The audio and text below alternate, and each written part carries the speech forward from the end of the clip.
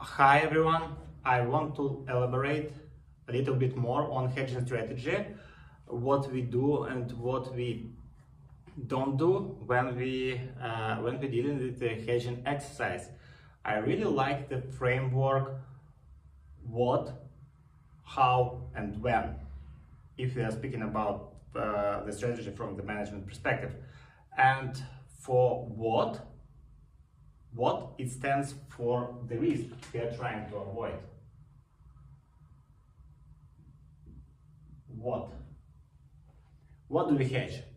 And the risk we are trying to avoid, if you're speaking about cash flow hedging or foreign exchange risks for to cover exposure of international subsidiary paying in non-functional currency, Opex.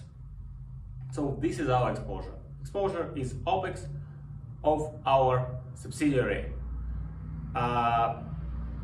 Sounds simple, but the devil lies in details, and details are in the forecast or budget figures, depending on what is the hedging period. If we are hedging for 12 months, it might be pretty simple because normally it's covered by your budget figures and they are very precise. If you go beyond 12-month period, it might become a little bit trickier because the certainty of forecast decreases all the time. Also say with the cash flow hedging, especially if we are speaking about fixed operating expenses, it shouldn't be a big problem for the month itself. Normally you will have payroll. It's more or less fixed. You cannot fire or hire people that rapidly, or if you will, you kind of should have an understanding how fast you're hiring or firing, or what is your strategic goal for that subsidiary. When you have rent is also stable. If you're not growing really fast, you're not changing your location, rent should stay at almost the same level every year, and other expenses. Let's do not overcomplicate it. Like 3 categories, let's treat these as fixed.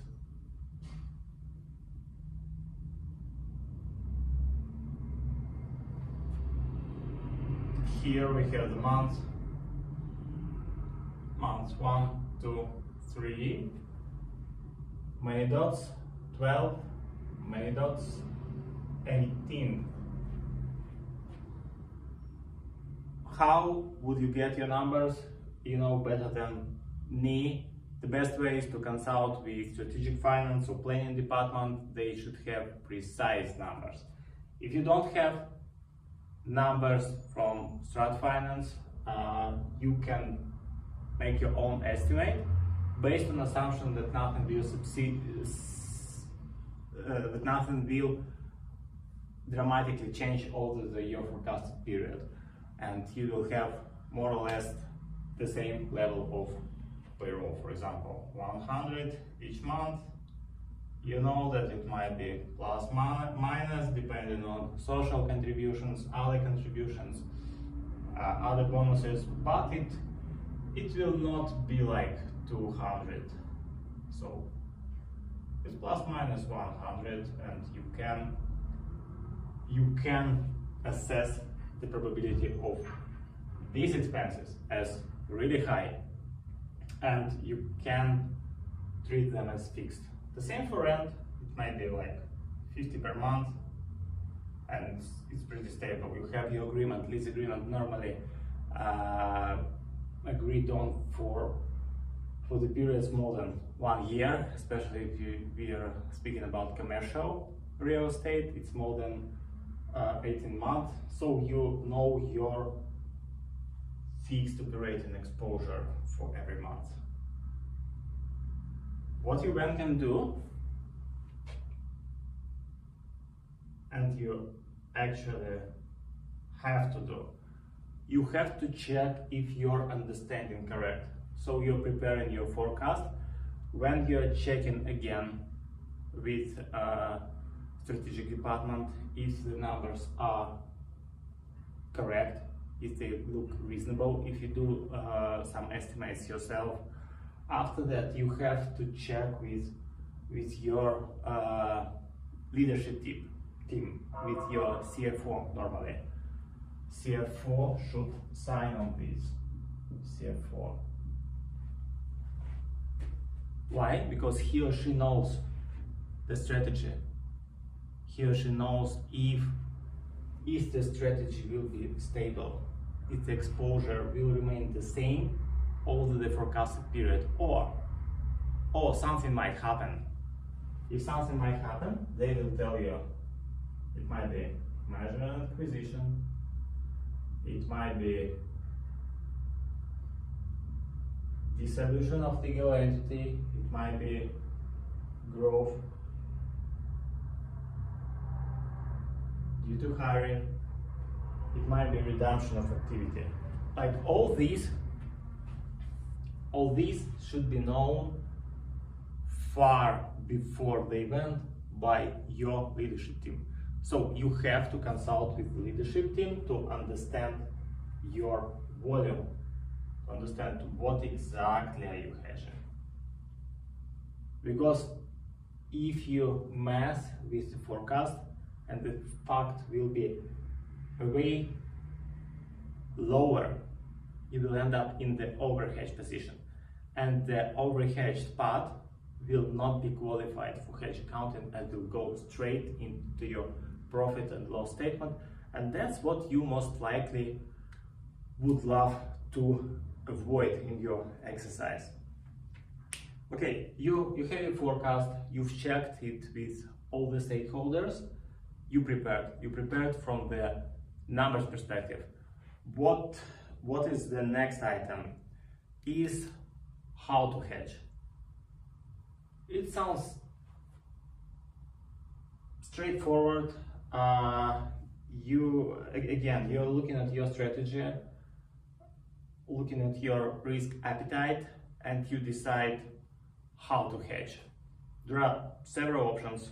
Let's speak about cash flow hedging of foreign exchange risk. Normally you have, if you don't speak about natural hedging, you normally have a couple of options that pretty standard. These are forward contracts or future contracts. These are options. What to hedge we discussed. How to hedge we're discussing now. How to hedge. Okay, forward contracts. That's cool, plain vanilla agreement with fixed terms on delivery of foreign currency at some future date. The beauty of this type of hedging is that it's prescriptive, you know all inputs, and it's more or less standard. You can compare terms among several brokers. The main feature for me is that this is simple and comparable. Comparable and simple.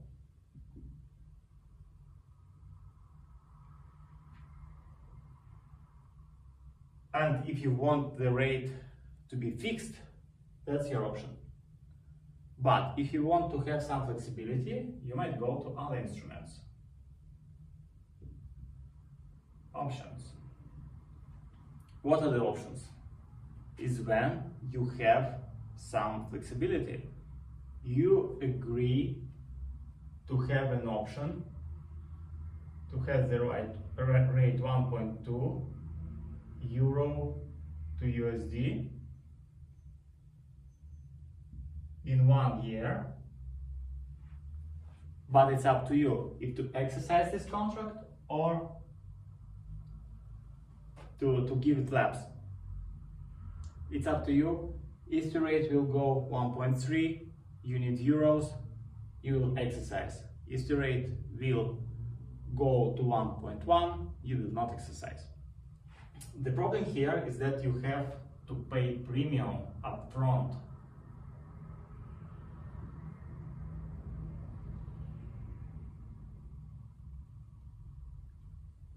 And no one likes to have this outflow from the cash perspective. So that's why these are not that popular as far as contracts. Also, you can buy some flexibility but decrease the cost via instrument called collar.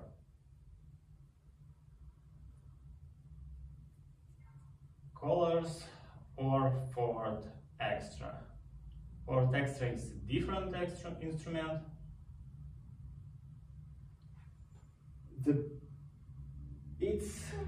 It's combination. Okay, let's start with collars. Forward extra is also a combination of options. For the collar, I will explain. It's interesting, but the problem with it it's not that transparent and comparable as forward and options, but it's less expensive than options and provide you functionality.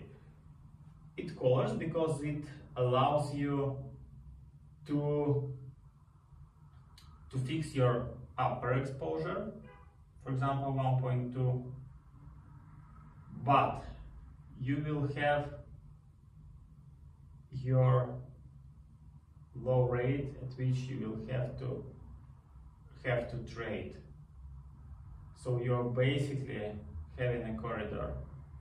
If the rate, actual spot at the future date in this corridor, you are buying the spot. If it goes above 1.2, you're buying at 1.2. But if it goes below 1.1, you have to buy at 1.1. So it allows you some flexibility, but not as great flexibility as options do. And collars are constructed from the set of options. You have your call option. Let me deep dive a bit here. So you have your call option.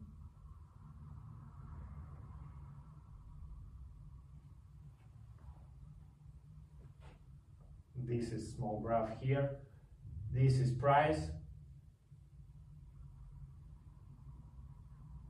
So it's Euro USD in our case, rate, and here the payoff.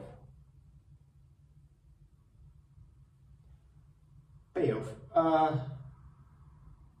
If you are buying euro at the future day, it's called option for euro. Okay? And for example, your rate is 1.2 as an example, above. That means that if the rate is below 1.2, you give call option lapse. But you are paying premium up front. Okay, let me state here. And if it goes above 1.2, you are earning that area profit income on the transaction. But you also paid some premium at the inception. So at 1.2, you will have negative payoff at the amount of premium. So this is amount of premium paid. So your total payoff would be like this. Okay? And then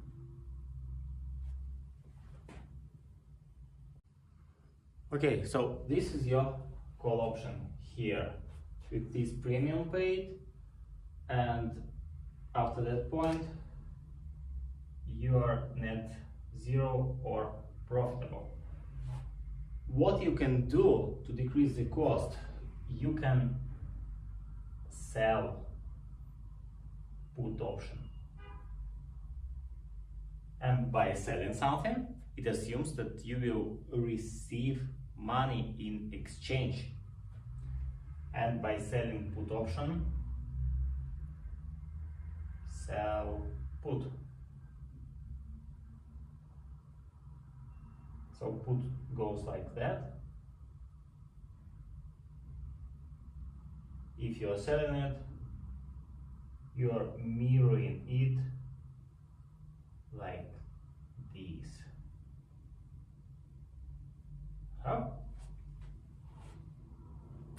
And when you combine all these together, so you bought call option, you paid some premium, and you sold put option and received some premium as a seller. And as you do just simple math, you are summarizing these graphs, and you will have something like this. You will have hop, hop, hop. This is your payoff, and this is your corridor I've described here. And in extreme scenario, by buying call option and selling put option, you can construct the synthetic forward contract. That's very interesting. So it's not forward per se, it's forward constructed from two options. So you can narrow this. So you will have the line, and the line will be your forward contract line. Okay, these are most popular instruments. The most popular is forward options and collars. Forward extra, it's cheaper than collar, but then the rate goes too favorable for you, you will have to exercise at the higher end rate. So if rates goes too favorable, you exercise at 1.2 instead of 1.1. In that sense, it's a little bit more riskier than collars. Okay, this is for how to hedge. And the last one in my framework is when to hedge. Think about it for a second. When do you think it's a good timing to enter the market? Isn't it interesting question? I'll give you an answer. No one knows. No one knows exactly what will happen at the market during the next day, during the next week. All the forecasts are just indicatives of the future and not real state of the future events. And that's what I keep hearing from brokers, from analysts, from the biggest banks all over the world. No one knows where the rate will go tomorrow. So when to hedge?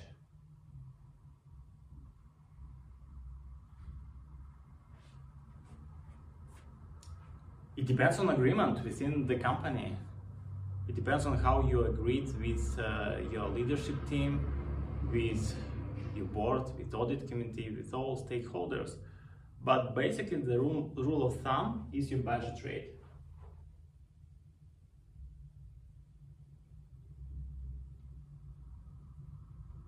It's a good starting point.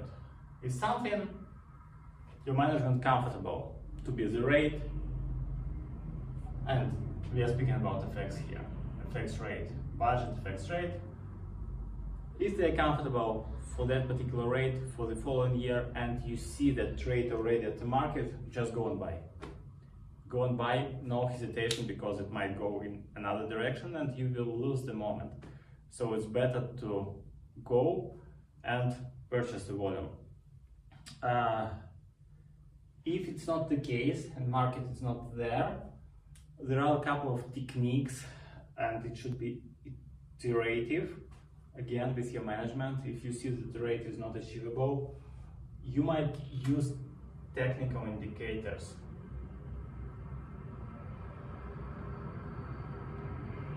Technical indicators, for example, moving average. It's not precise science, obviously, but statistics say that when the faster moving average intersects slower moving average, that might be a technical signal to buy. For example, you have your 1 year moving average like this,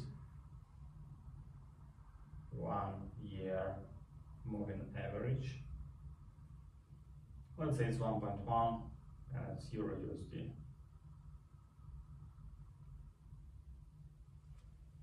And you have your 3 months moving average like this.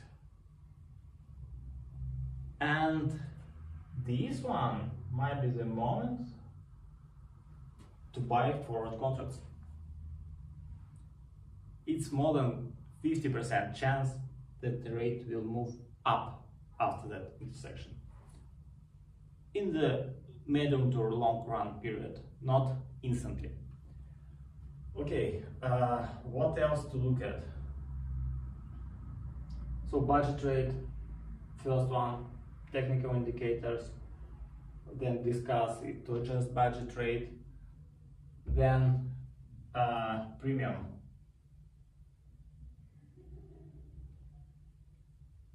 Premium or cost. For forward contracts, you should have a threshold when you think the forward is expensive or if it's not expensive. Normally, from the historical data, the threshold is about 200 basis points. BPS. For 1 year contract. That means if today the rate is 1.2 and you can buy forward contract at the rate 1.22 or below, it's historically not a bad deal to have. You should keep it in mind because sometimes it goes crazy, especially when you have volatile market. It might be 300 basis points or 350 basis points for 1 year contract. And it doesn't make sense to hedge during these periods of time. What else to look at? You obviously have to look at macro.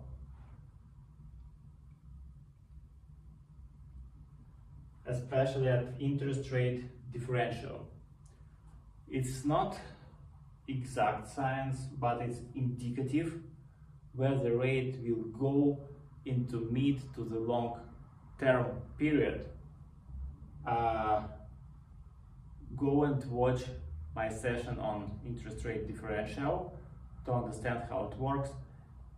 This is really how it works, and this is how big banks price forward contracts.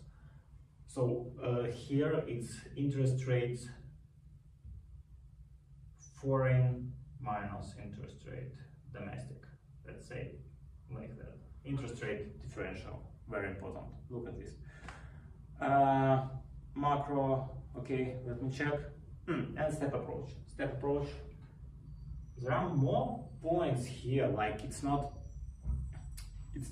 predetermined set of rules that will help you to win, the most important is budget trade. It helps you to avoid hassle. Everything else, it's up to you. It's up to you to Google, to use AI to check what are the indicators.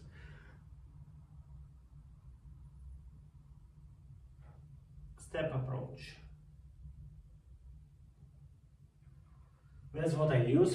I'm not buying the whole volume if it's not a budget trade. I'm buying 60% from the volume first, and for the remaining volume I'm trying to place limit order with a more favorable for us conditions. If it play out, we are great. If it will not, we are not losing the full volume of being unhedged. So yeah, think about percentage that you would love to hedge, not having budget rate at the market. Hedge some portion of your volume, some exposure to protect yourself already, and go more opportunistic for the remaining part of the volume. It's helpful, but all of this works only if you've done all of your preparation. If you've done your preparation in advance, you done your what in advance, how and when in advance you prepared. Otherwise, you will end up messing with all the points. Be prepared, start earlier, allow more than months for all processes to go through, to discuss several times with the stakeholders. Be annoying, go to the point, agree on the major terms to feel comfortable upon the trade date. So this is my framework for you, the framework that I love, that I'm using, and that's working. And it's not something artificial. It went with experience. It went with a lot of mistakes, a lot of problems, a lot of nerves spent on hedging. Now I'm sharing this approach with you. But the main point, be prepared. Be prepared for your hedging. Understand what you are protecting your company from. Because if you do not understand it, if you cannot explain it to someone, that means that you are not hedging. That means that you are gambling at the market. And that's really bad strategy. Unless you are a financial institution or broker and this is your business. If you are just normal, industrial or IT company or wherever, it's a bad strategy to play, because you have to concentrate on your operations and not on playing the market. Okay, and shopping wisely. My last talking points on this strategy is shopping.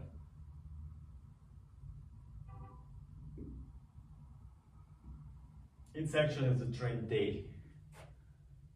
I have a couple of dedicated sessions to this topic, because trading itself might cost you a lot if you are not prepared. And by being prepared, I mean you have to know who are your counterparties, which counterparty provides the best terms available at the market per instrument, because for some instruments one counterparty might win the deal, for other instruments another counterparty might propose better terms. But you have to check it in advance, way before you go to market, to understand your setup. If you're not comfortable with your setup, you should go and find another counterparty. There are a lot of brokers, there are a lot of options, but you have to be prepared. You have to spend some time, you have to invest some time in that exercise. Because if you will not, you will overpay it wildly. And I will show how broker might overcharge you. There are several tricks you have to know. Okay, see you soon. Thanks for watching me.